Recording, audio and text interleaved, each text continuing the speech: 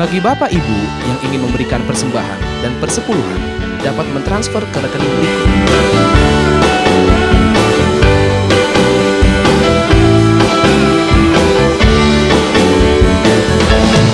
Oh Tuhan, betapa ku merindukan untuk selalu menyenangkan hatimu. Ya Yesus, bawa aku untuk masuk dan tinggal di dalam hadirat-Mu. Tiada yang lebih ku dambakan Tuhan untuk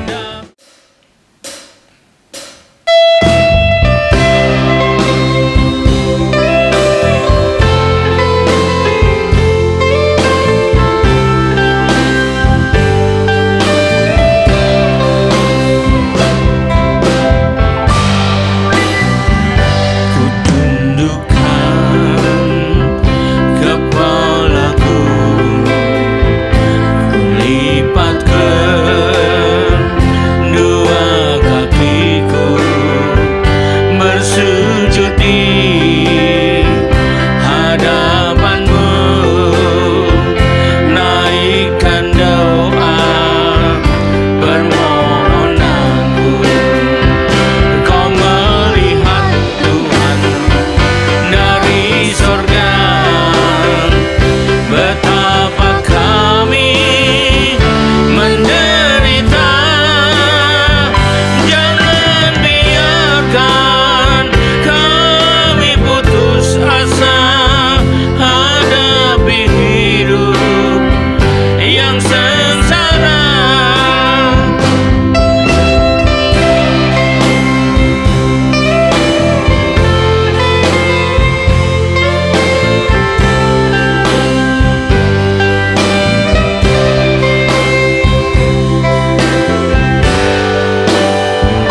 Kepadamu, ya Tuhanku,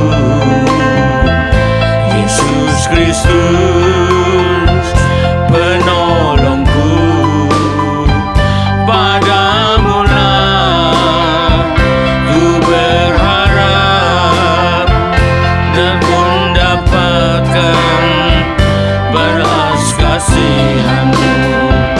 Ku minta ya Tuhan, perintahkanlah untuk meneduhkan badai kehidupan. Lepaskan kami dari penderitaan dan beri hidup yang penuh pengharapan. Lepaskan kami dari penderitaan dan beri hidup yang penuh kedamaian. Lepaskan kami dari penderitaan dan beri hidup yang penuh kemenangan.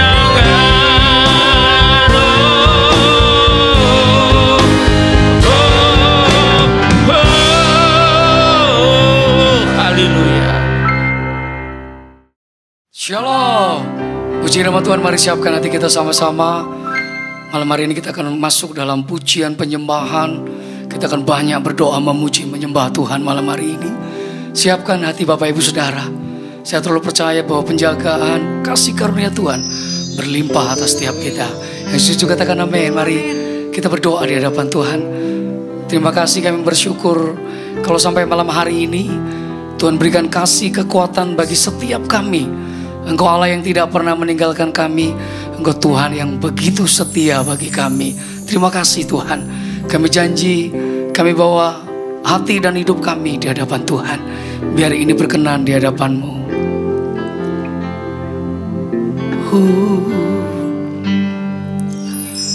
Saat indah ku berharap berhadapan denganmu,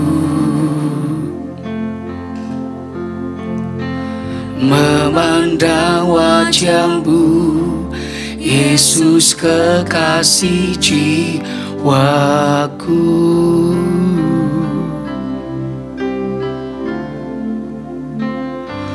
Bawa daku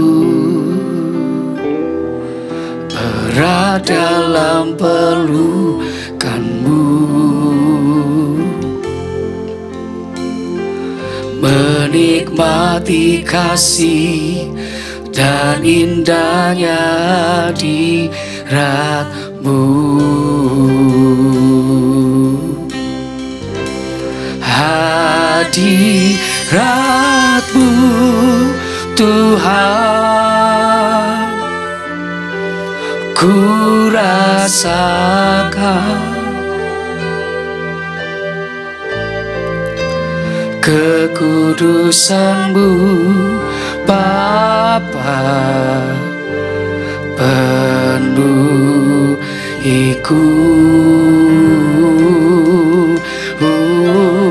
Ku rindu selalu diam dalam bait-Mu, menikmati kasih anugerah-Mu. Kau segala-galanya buat kami Tuhan. Saat indah ku berhadapan denganmu, yes Tuhan, memandang wajah-Mu, Yesus kekasih jiwaku. Bawa setiap kami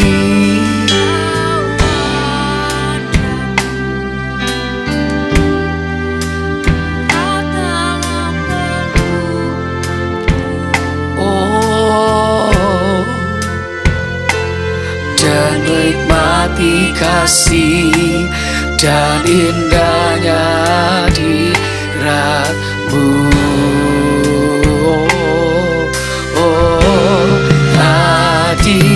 Hadirat-Mu Tuhan, ku rasakan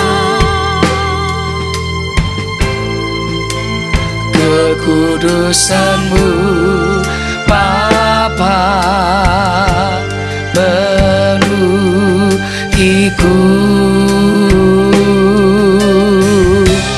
Ku rindu selalu diam dalam bait-Mu, menikmati kasih. Mari angkat tangan kita dengan penuh iman percaya-Mu. Hadirat-Mu, hadirat-Mu, ku rasakan.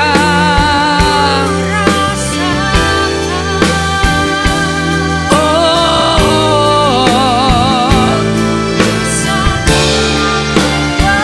kekudusan-Mu penuhi kami. Oh, ku rindu selalu ya Tuhan.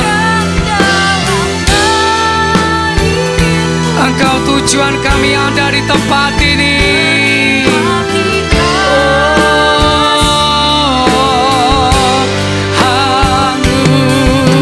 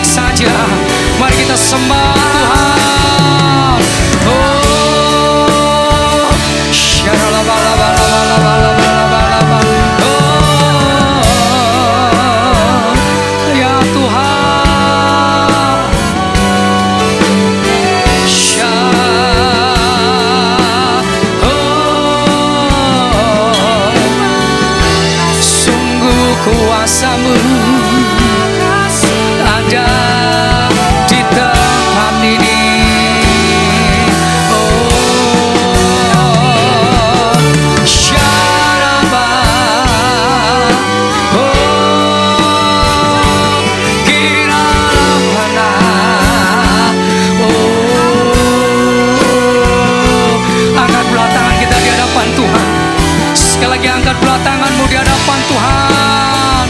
Katakan hadirat-Mu. Oh, hadirat-Mu Tuhan, ku rasakan. Oh, kekudusan-Mu Bapa, penuhi kami.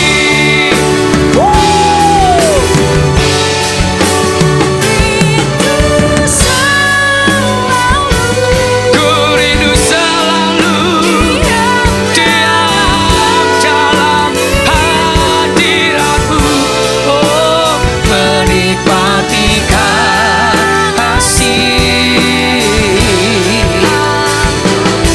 menikmati, oh, menikmati kasih,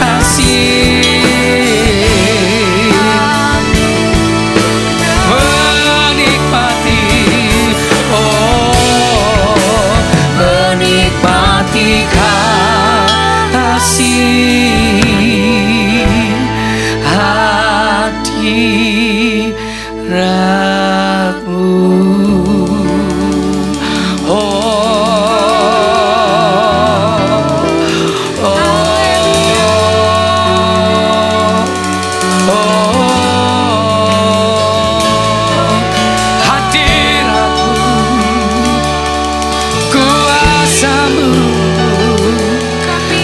Tercurah di tempat ini.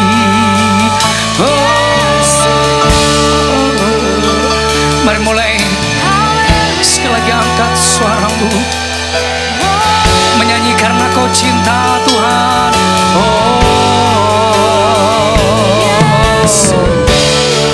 Yes,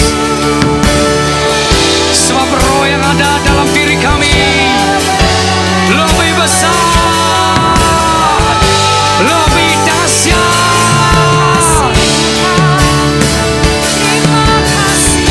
No, we worship you, God. We worship you, God. Oh, yeah.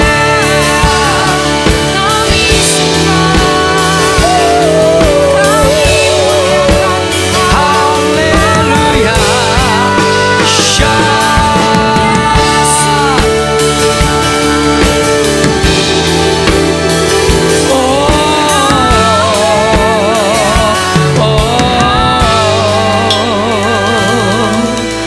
Roh-Mu yang hidup penuhiku. Amin. Mengalir dalamku, Jiwaku tenang, jiwaku tenang bersamamu dalam naungan. buka tanganmu, katakan, ku buka untuk zaman. Yes, Lord. Berserah penuh Di hadirat-Mu Kau ambil alih seluruh hidupku. Di altar-Mu menyembah-Mu.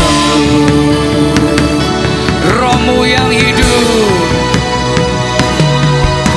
Roh-Mu yang hidup penuhiku, mengalir dalam jiwaku tenang, jiwaku tenang.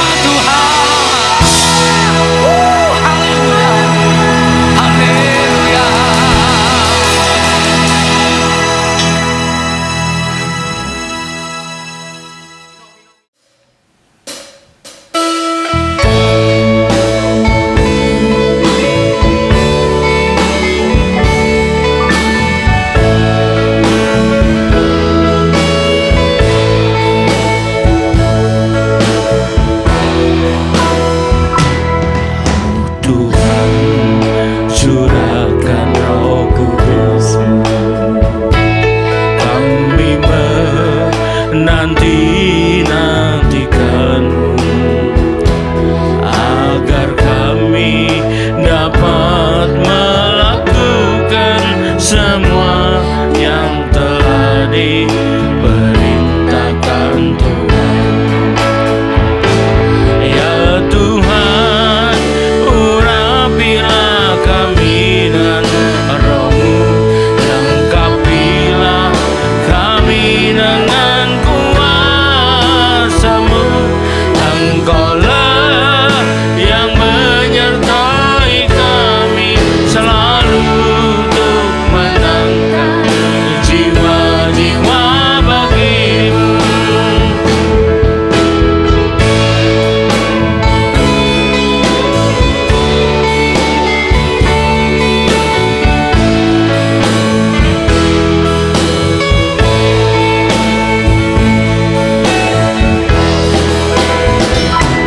Oh Tuhan, curahkan Roh Kudus, kami menanti-nantikan-Mu, agar kami dapat melakukan semua yang telah diperintahkan Tuhan. Ya Tuhan, urapilah kami dengan Roh-Mu, lengkapilah kami dengan kuasa-Mu. Engkaulah yang menyertai kami selalu untuk menangkan jiwa-jiwa bagi-Mu. Engkaulah yang menyertai kami selalu untuk menangkan jiwa-jiwa bagi-Mu. Engkaulah yang menyertai kami selalu untuk menangkan jiwa-jiwa bagi-Mu. Haleluya.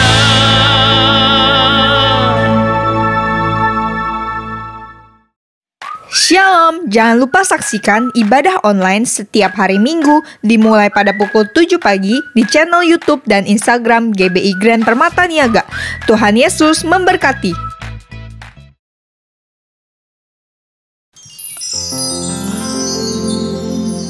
Jesus' name above all names. You are worthy of all praise, and my heart will sing how great is our God. Jesus' name above all names. Jesus' name above all names. You are worthy of all praise, and my heart will sing how great Oh, is our God. mari angkat tanganmu, say how great is our God. Sing with me, how great is our God. All we sing, how great is our God. Oh, how great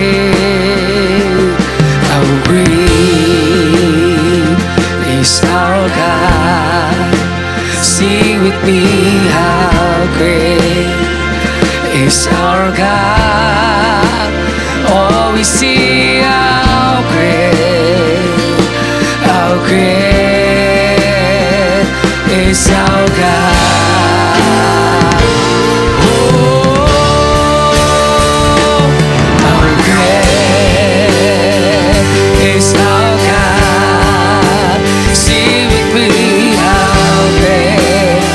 Yes, Tuhan, Engkau ada di tempat ini. Ya, segala pujian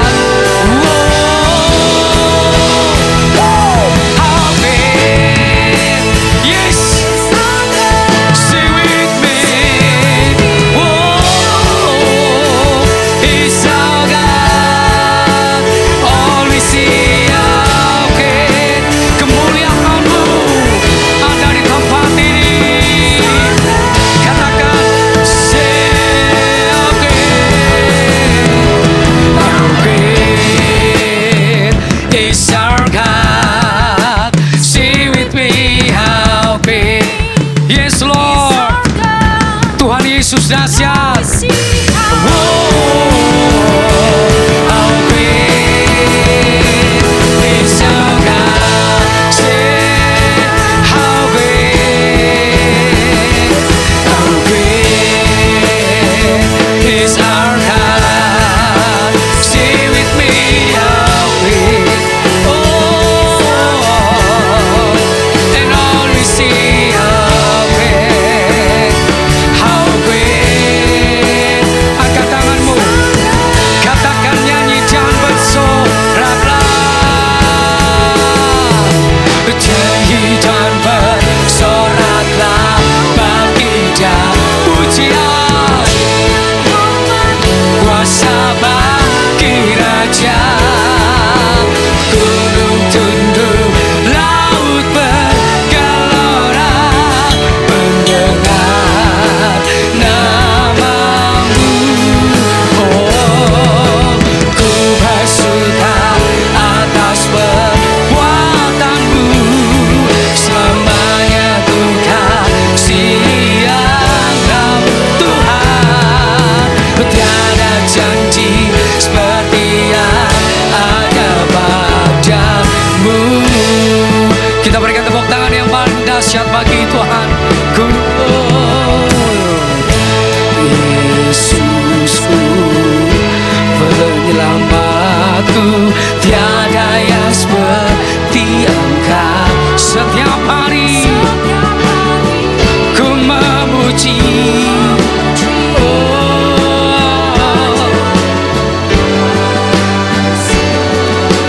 Oh, penghibur, pelindung, menara kekuatan.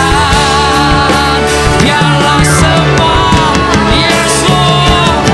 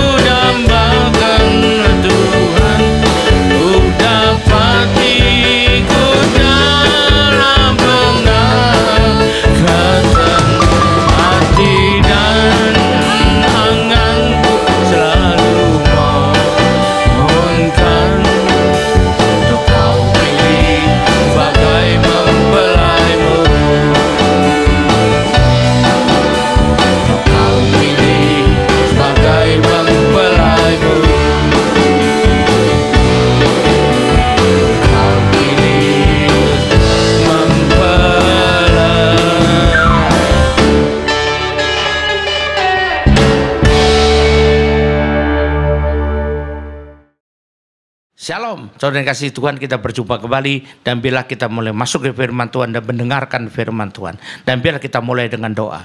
Terima kasih Tuhan, kami mau mendengarkan menyambut firman-Mu. Urapilah kami semua, agar firman-Mu tidak kembali dengan sia-sia, tapi boleh tumbuh dalam hidup kami, menghasilkan buah yang berlipat ganda, 30 kali, 60 kali, sampai 100 kali ganda. Untuk itu Tuhan, berikanlah pada kami roh hikmat dan wahyu daripadamu, agar kami boleh mengerti, menghayati, bahkan mampu melakukan firman-Mu ini dengan baik dan benar, yaitu tepat seperti apa yang Engkau maksudkan pada kami sebenarnya melalui firman-Mu. Bukan hanya menurut pikiran kami sendiri, konsep kami sendiri, kami belokkan menurut perasaan kami sendiri, tapi sungguh-sungguh menurut apa yang Kau sampaikan kepada kami, firman-Mu yang asli dan benar. Terima kasih Tuhan, urapilah kami semua Tuhan. Kami siap menyambut firman-Mu hanya dalam satu nama, nama yang berkuasa, yaitu nama Tuhan Yesus Kristus. Haleluya, amin. Saya lagi shalom. Nah, saudara dikasih Tuhan, mari kita belajar. Kalau kita tidak ngerti dengan baik, kadang-kadang kita bisa salah kira, salah tafsir tentang Tuhan. Nah, kita tahu firman Tuhan mengatakan bagaimana Tuhan itu. Salah satu tipe atau salah satu ciri dari Tuhan, Tuhan katakan di Keluaran 34 ayat 14. Keluaran 34 ayat 14. Mari kita baca Keluaran 34 14 ya. Sebab itu janganlah engkau sujud menyembah kepada Allah lain, karena Tuhan yang namanya cemburuan adalah Allah yang cemburu. Tuhan yang namanya cemburuan adalah Allah yang cemburu. Nah, ini yang kedua, kita baca lagi di Ulangan 4 ayat 24. Ulangan 4 ayat 24. Sebab Tuhan Allahmu adalah api yang menghanguskan, artinya akan menghancurkan kita, karena Dia Allah yang cemburu. Jadi poinnya ada Allah yang cemburu. Nah, di sini kita jangan salah tafsir. Firman Tuhan mengatakan di Perjanjian Lama terutama, Allah kita adalah Allah yang cemburu, Elkana, ya kalau bahasa aslinya. Tetapi kita jangan salah tafsir. Banyak juga yang heran akan kata-kata ini. Masa Allah cemburuan? Emangnya pacarnya siapa kok Allah cemburuan? Pacar aja kalau cemburuan kita putuskan katanya. Ini sangat mengganggu nanti. Penuh hawa nafsu dong. Kata kita perlu tahu, di pemahaman manusia kata cemburu karena selalu, bukan selalu lah, hampir selalu berkonotasikan yang negatif. Memang katanya ada cemburu tanda cinta, tapi cemburu berlebihan tandanya bukan cinta, jeblok namanya itu. Kalau orang cemburu berlebihan, hidupnya sangat sengsara. Makanya tidak mau punya pacar pasangan yang sangat cemburuan. Tapi Allah kita Allah yang cemburuan katanya. Nah, ini kita perlu tahu bahwa apa kata-kata yang ditulis menggambarkan Allah selalu bersifat, ini adalah simbolik, bersifat metafora, bukan seperti betul-betul dimanusiakan, dipersonifikasikan, bukan. Contoh kalau Alkitab berkata mata Tuhan, emangnya Tuhan punya mata? Emangnya matanya sipit atau matanya belok, matanya gede? Warnanya apa ya? Coklat atau biru atau hitam ya? Lah bukan begitu dong. Kalau ada kan tangan Tuhan, emang tangan Tuhan berbulu enggak ya? Kukunya panjang enggak ya? Kurus atau banyak dagingnya atau banyak tulangnya ya? Nggak bisa begitu. Itu ada untuk manusia. Itu adalah kata-kata yang dipersonifikasikan untuk menggambarkan pada kita. Kalau dibilang mata Tuhan berarti perhatian Tuhan. Kalau dibilang tangan Tuhan berarti perbuatan Tuhan. Itu artinya kalau dibilang kaki Tuhan, masa kakinya kukunya panjang dipotong nggak ya? Nggak juga lah. Kita harus tahu dia pijakannya Tuhan ya. Kita harus tahu. Jadi tidak sama dengan manusia. Karena itu saya mau katakan beda ya.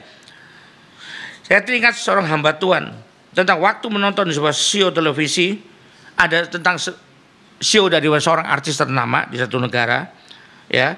Maka dia bersaksi tentang mengapa ia sudah meninggalkan gereja sejak berusia 15 tahun.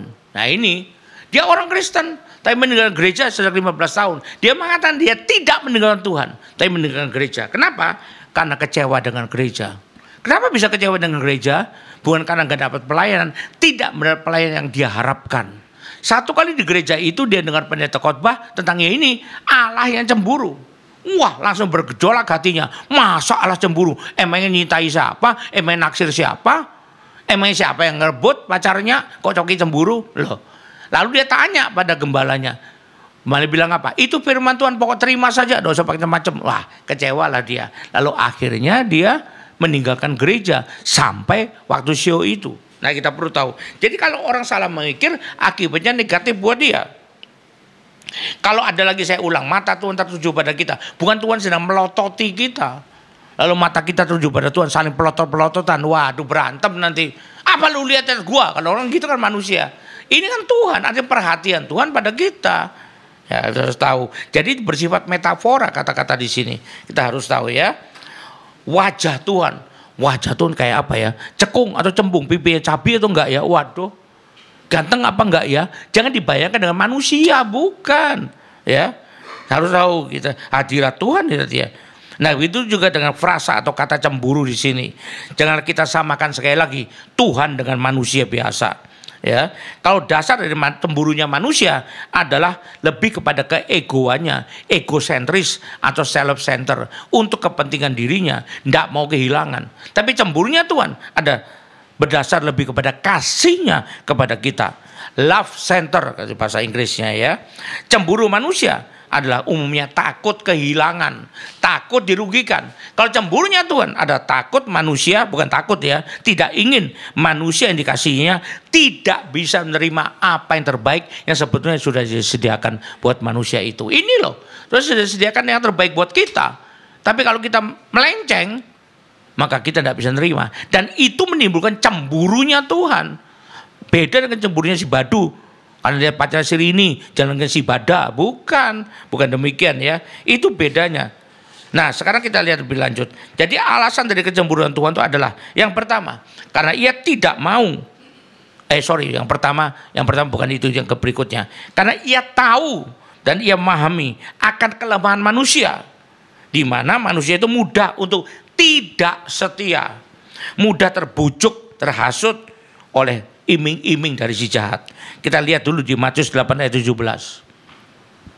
Matius 8 ayat 17.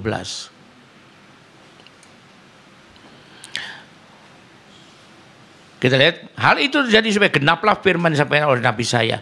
Dia yang mikul kelemahan kita dan menanggung penyakit kita. Secara kelemahan kita dia mikul. Kenapa? Kan dia peduli sama kita. Dia tahu kita penuh kelemahan. Dan kita gampang terhasut, gampang terbujuk oleh si jahat. Jadi karena itu dia cemburu supaya kita jangan jatuh dalam bujukan si jahat. Ya. Karena yang rugi kita sendiri, bukan dia. Kalau kita tidak terima berkat, bukan Tuhan yang rugi, kita yang rugi. Tapi karena kita adalah yang dikasihi Tuhan, maka Tuhan tidak mau itu terjadi. Maka dia katakan cemburu di sini. Ya. Lalu kita baca Roma 8 ayat 26. Roma 8 ayat 26.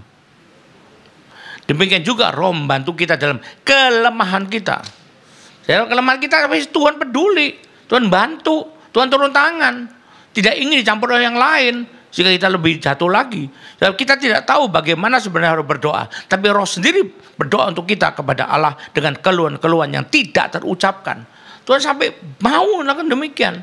Karena dia tahu kelemahan kita, dia memahami. Ya, ini yang pertama, makanya dia cemburu. Ujung-ujungnya mengakibatkan kita bisa kehilangan yang terbaik yang sudah ia sediakan buat kita, yang dikasihinya. Yang pertama. Yang kedua, kenapa dia kecemburuan Tuhan itu muncul atau ada? Karena ia menginginkan kita, sekali lagi, supaya mendapatkan yang terbaik itu loh. Yang hanya adanya di dalam dia, hanya ada di dalam dia yang terbaik itu. Kita mau cari kemana aja tidak mungkin ketemu terbaik, hanya yang dari Tuhan. Nah, kita bisa mendapatkannya. Kita baca Yohanes 3 ayat 16. Yang terbaik di dunia dalam hidupnya adalah keselamatan. Kamu boleh berapa seluruh dunia, boleh dapat harta segunung emas segunung, tapi kalau nggak selamat buat apa? Nah, inilah karena begitu besar kasih Allah akan dunia ini, sehingga kita telah ngaruniakan anak yang tunggal. Anaknya tunggalnya dikaruniakan untuk mati buat kita orang yang percaya. Supaya tiap orang percaya itu dia tidak binasa, mereka beroleh hidup yang kekal. Ini yang terbaik yang Tuhan sediakan buat kita. Dia tidak mau dia kehilangan. Makanya dia bilang jangan sembah ilah lain, supaya jangan kehilangan kita. Itu dasar kecemburuannya ya. Karena dia tahu juga yang nampaknya baik dan hebat, yang bukan darinya hanya berupa packagingnya yang nampak baik dan hebat. Terkenal, kaya, ganteng, cantik.